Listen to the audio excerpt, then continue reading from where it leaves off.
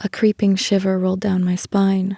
The hairs rose on the back of my neck, and a flush of heat rolled over my skin.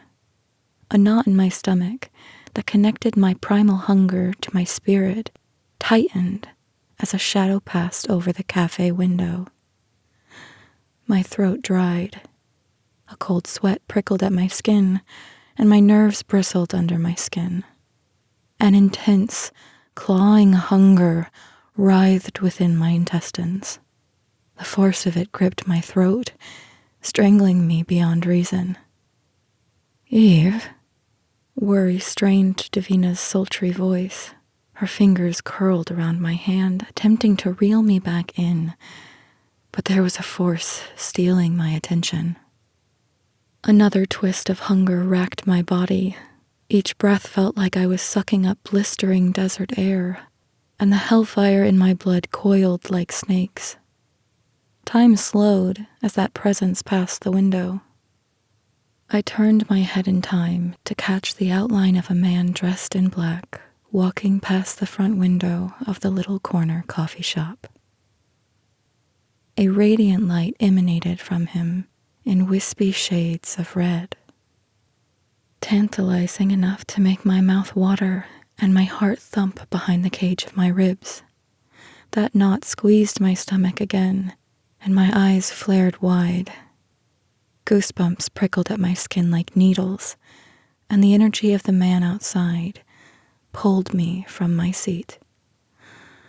My body moved autonomously, yanked to my feet by his aura, as if I was a small dog at the end of a leash.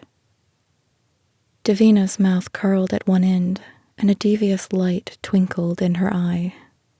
"Oh, I see." She glanced at the window, licking her lips and watching the backside of the man vanish into the crowd. "The repressed desire on that one is palpable from here. You better go catch that mouse before he gets away, Eve, darling." Without looking at her twice, I shoved my hand into my purse before blindly dropping a wad of cash between our cups. "Thanks for the coffee, love. I'll catch you later."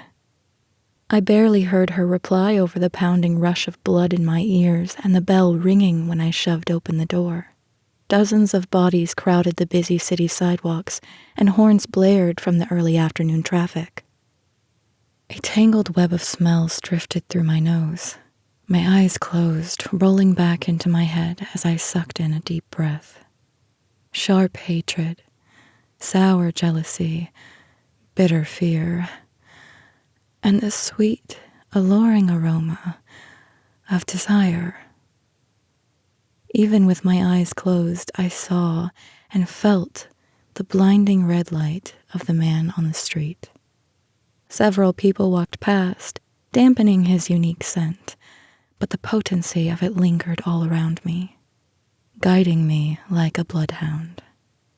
His repressed urges were sweet, cloying on the tongue.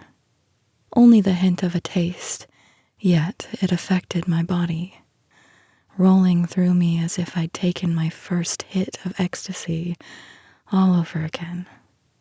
The pleasure-inducing effect of his aura provoked me like a beast on a hunt. I needed to find him, to taste him. I wanted to feed on his pleasure and gorge myself on it. My nose, gnawing hunger and succubus senses tugged me along after him. The crowd halted at a bustling intersection. All the world was a blur as my sight narrowed on the wide shoulders of a man in black. His short, light brown hair caught the sunlight, rustling in the gentle autumn breeze. That delicious, mouth-watering light made me lick my lips. I released a breath, stepping closer and formulating my plan of attack. I hadn't been so ravenous, so hungry, so lured by a meal in ages. Life had become a blinding haze of empty encounters, and the man before me was a light in the dark. A feast in the face of a starving creature.